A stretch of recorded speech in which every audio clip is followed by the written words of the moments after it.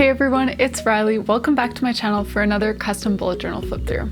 So if you don't already know, I make custom bullet journals that I sell on Etsy. This is one of them. And if you're interested to know more about that, you can check out my Etsy account, which is linked in the description. So I feel like I say this about pretty much every journal, but I think this might be my favorite custom journal that I've done up until this point. I know like I've had so many favorite themes and so many journals where I've gone like, hey, this is the one. But really this one was so fun to make and so beautiful. So I found that as I'm making these custom journals, the ones that I usually end up liking the most are number one, the ones where I get to choose most of the themes because that's one of the most fun parts for me. And number two, where I work with kind of a theme. So I know one of my favorite journals that I ever made was the one that I made for my sister. I'll link it right here. And I didn't really have a theme, but I had a color palette. So I chose 5 colors and I used those same 5 colors throughout the entire journal. Another journal that I really loved was an ocean themed journal, which I posted really recently. And so that one, again, I didn't have like a set color palette. I didn't have any set themes given to me by the customer, but she did say that she liked the ocean. So that was kind of the theme running throughout the journal. And this one I really like because similar to the one that I did for my sister, the customer didn't give me the themes, but she did give me the color palette. So once I had that color palette, I was able to build the whole journal around one cohesive color palette, which was really fun. It was a good challenge, and also I really like how it turned out. So the journal that we'll be flipping through today, I made in a special journal from a company called Journalier Stationery. So I've talked about them once before, and I'll talk about them again more in this video. But basically they make beautiful stationery. Right now they offer 2 different A5 dot grid journals. So I will have the links to both of those journals down below, and I'll only be showing you one of those in this video, but I'll link the other video right up here where I went through the other journal.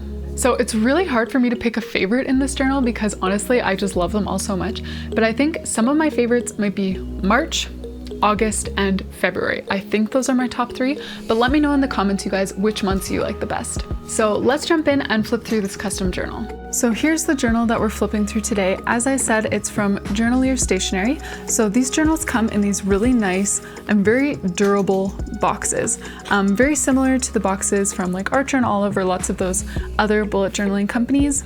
So we've got the little logo here. And as I'm talking about this journal, if you're like, yes, I'm so interested, definitely check out the description. I have a discount code there as well, and I'll put it up on the screen too. And of course you can find links to their products there.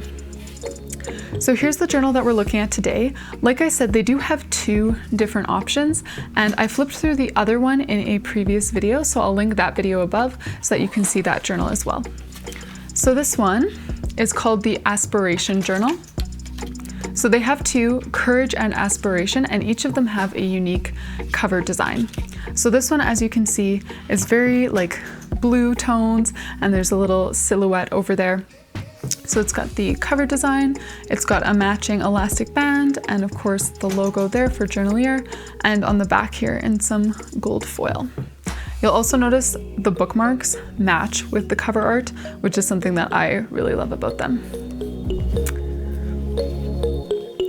So these journals have numbered pages, which is one thing that I like. I actually ended up adding numbers to my own journal pages this year because my journal didn't have them. So we're starting off with just a yearly title page. This journal does span part of 2021, part of 2022. So I have a 2022 title page later in the journal. And so here's the future log. So like I said, this journal starts in March of 2021 and goes until February 2022. And she wanted lots of these like earthy, muted grays, greens, things like that. So I used those right away for the yearly spreads. And here's her yearly highlights. I really like this page for some reason. I don't know why, because it's just like so simple, but I really love how it came together. So this is sort of like a year in Polaroids kind of thing, except she can just write things down or draw a little doodle or something for each month. Then we've got a little reading tracker, so spot for the title, the author, and the date that she completed it, and then a little travel spread. So each of these can be used for a different destination that she goes to. She'll just write the destination in the colored part. And for shorter like day or weekend trips, she can use these boxes. For larger trips, she can use the larger boxes at the bottom here. And of course, this is all assuming we can even travel with restrictions this year. Then I left a page blank before getting into the March theme. So March, definitely one of my favorites. Again, I just am like in love with her color palette, and I've wanted to do a cute little house like this for a while, and I finally tried it in this journal. Then each of her months has, so the title, and then a little like budget or expense tracker thing. So bills, income, savings, and then just a bunch of space to write down different expenses. And then they all have an events page. So just like a vertical calendar from 1 to 31 along the side here. And then a habit tracker. And again, like the habit tracker is so simple, but I think the colors just make it so beautiful.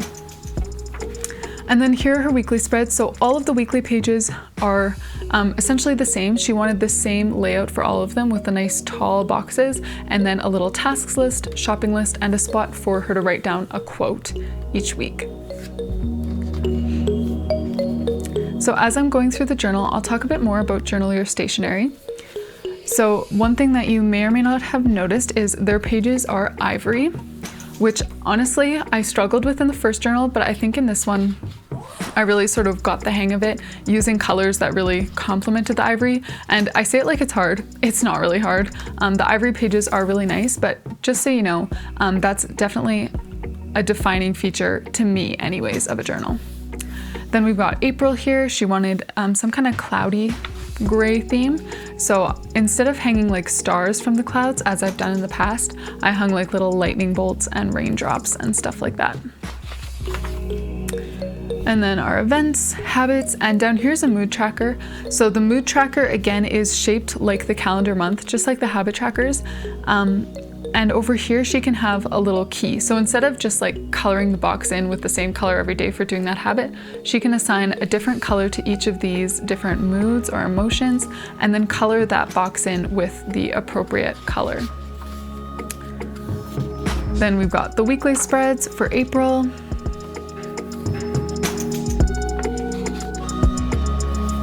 So these pages are 120 GSM. There are 188 of them. So it's a nice big journal. You can definitely fit a full year in here if you don't include too many extra spreads. And yeah, I've been quite impressed with the paper quality. They're just really sturdy pages.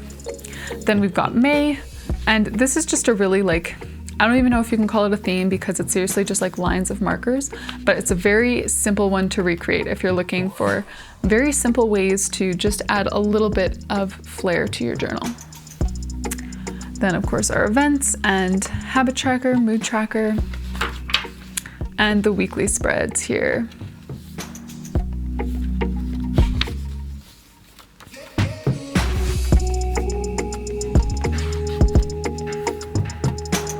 Now here's June. I really love June. It's a theme that I've done before. This was my 2021 bullet journal setup theme. So if you haven't seen that video, I will link it above, but it's just a really simple paint roller theme. And so here I did it with like washi tape for the different streaks of paint, but previously in my 2021 video, I just did it with marker, like I just colored a rectangle and then drew a little paint roller because I didn't have washi. So this is definitely something you can adapt to whether you have washi or maybe you just have like strips of paper that you want to glue in, or if you just want to color with marker. This is a theme that's very simple. And then events, habits, and a mood tracker. And the weekly spreads. So I incorporated a little bit of washi as kind of a barrier in these weeks.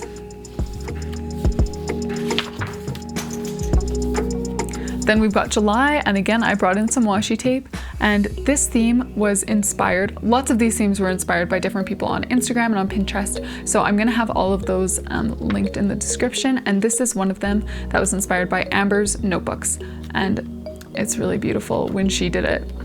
So I decided to do it for myself. Habits and mood. And here's the weekly layouts.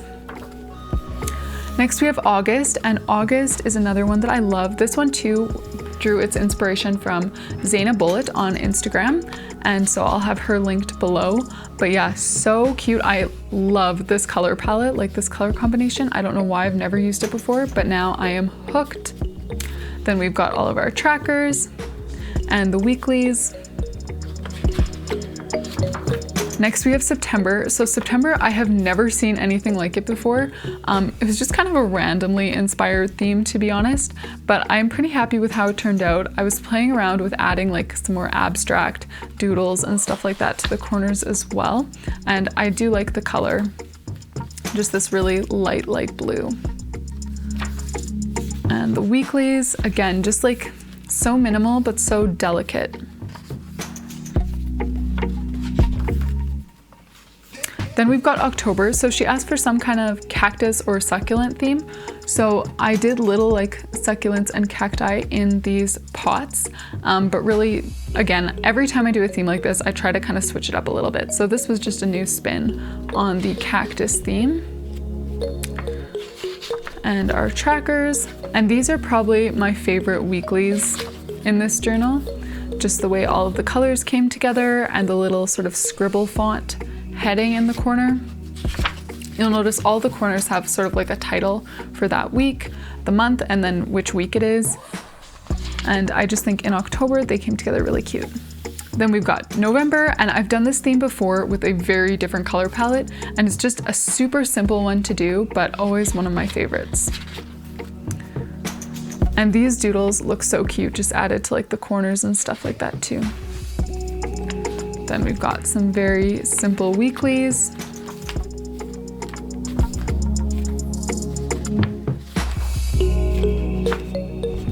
And then December. So December, I usually make the themes like kind of in order, but for this one I was just stumped. I couldn't think of something to do for December. So this was honestly a really last minute addition, but I really like how it turned out. It was kind of just inspired by like Dutch doors and how they hide part of a page, but you kind of get like a sneak peek of what's on the page underneath. So even though it's not a Dutch door, that's where I got the inspiration for this one. And then of course all the usual trackers and the weekly spreads.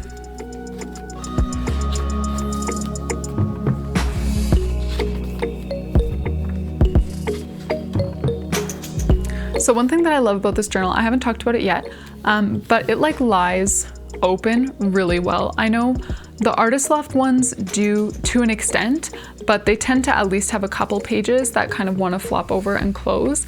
But these journals really do like lie open no matter where you're at in the journal. And I know for me, I leave my bullet journal open pretty much all day, just like sitting on my desk so I can check things off. So that's something that's really important to me, and that's one of the ways that this journal really delivered. Then I left one empty page after 2021 before doing just a really simple title page for 2022. And actually I was gonna do something else, but I totally messed it up. So I just covered it with some craft paper, and you never know. Then we got January.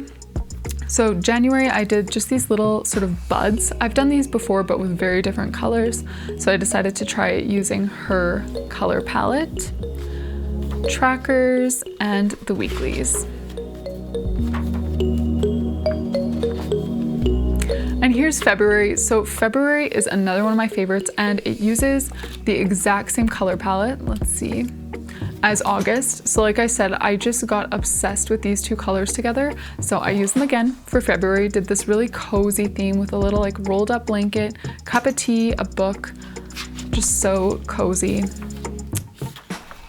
And then all of our trackers and the weeklies. I like these weeklies too, with the colors. So I mentioned in my last Journalier video that my light gray marker did not show up to like highlight certain lines like I often do, but I found that this sort of like super light peachy marker that I have does show up and looks really, really good on the ivory. So I started using that in some of the themes, and I really like how it looks. So that brings us to the end of February and the end of her journal. So she still has some extra pages left since this journal is a little bit larger than what I'm used to, so she can use those for whatever she wants, and she's got a nice spacious pocket in the back here as well. So thank you very much, Journalier, for another great journal. Thank you all so much for joining me for another custom bullet journal flip through. I hope that you enjoyed it. Don't forget to let me know in the comments which of the monthly themes you like the best, and also check the description box for links to Journalier Stationery's products.